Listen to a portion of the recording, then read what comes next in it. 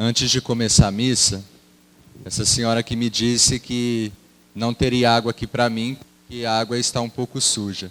Justamente no dia que o evangelho fala de água, e depois desse evangelho extenso, né? Então o padre vai ficar com a sede física de água. Não a sede da eternidade também, mas hoje a sede física. Queridos irmãos e irmãs, nós estamos no terceiro domingo da Quaresma.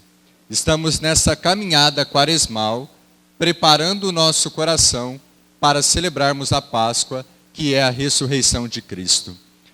E na liturgia do ano A, desse ano que nós estamos vivenciando, os evangelhos ao longo do tempo da Quaresma, de forma especial, são muito catequéticos.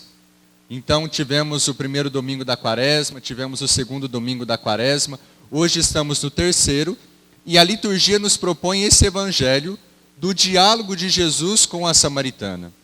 É um evangelho muito extenso, João utiliza muitos elementos, o principal deles é a água, é o principal elemento que aparece na liturgia de hoje, mas no evangelho também João fala do poço, João coloca uma personagem que é a mulher samaritana, João coloca Jesus, claro, coloca o horário em que acontece esse diálogo. Então nós temos muitos elementos ao longo desse evangelho. E o evangelho por si mesmo é extenso. E nesse evangelho que nós ouvimos, Jesus está num povoado samaritano. Jesus, que era judeu, que veio da raça judaica, ele estava num povoado samaritano.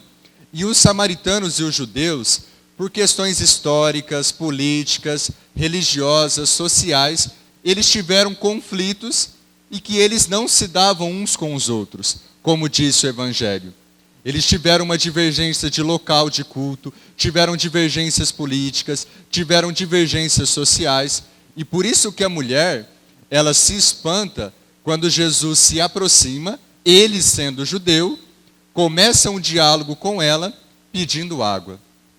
E ao longo do diálogo que Jesus vai estabelecendo com essa mulher, Jesus revela a vida dessa mulher, Jesus revela a essa mulher que ela tinha uma sede não somente física, não somente para ir até o poço de Jacó, colocar o seu cântaro lá, que era um objeto para puxar água, mas aquela mulher e todos nós, seres humanos, temos uma sede que só Jesus, na ação do Teu Espírito Santo, pode nos saciar.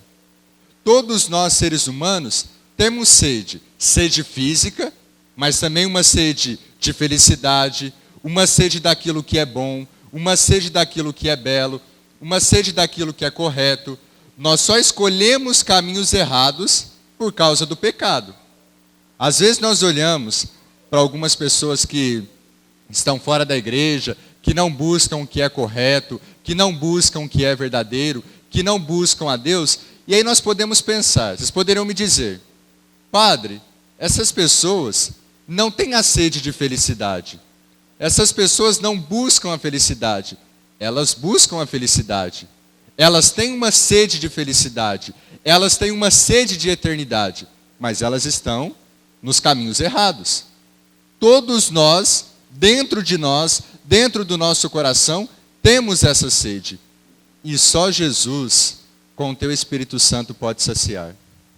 Não são as idolatrias que nós colocamos, não são os ídolos que nós construímos, não são os políticos que nós pensamos que saciam a nossa sede.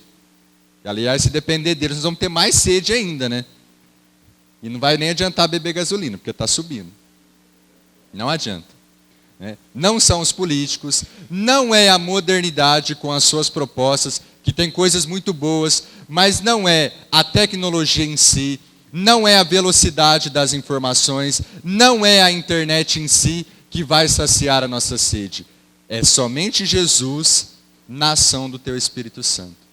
E quando nós acolhemos essa água que Jesus nos oferece, na oração, na Eucaristia, na palavra, nós podemos olhar para a nossa vida de uma forma diferente.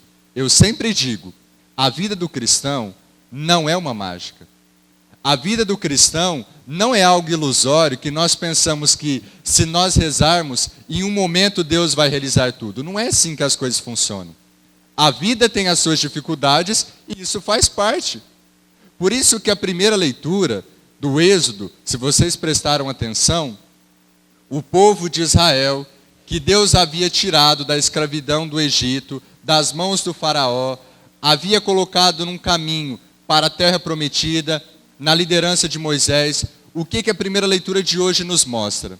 Nos mostra que o povo, mais uma vez, não foi a primeira vez, o povo começou a ficar impaciente com Deus e com Moisés, que era o chefe do povo.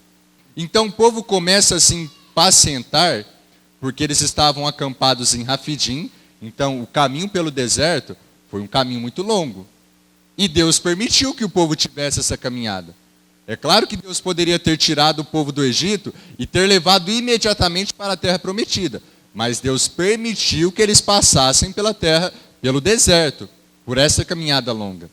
E eles estavam acampados em Rafidim, que não tinha água.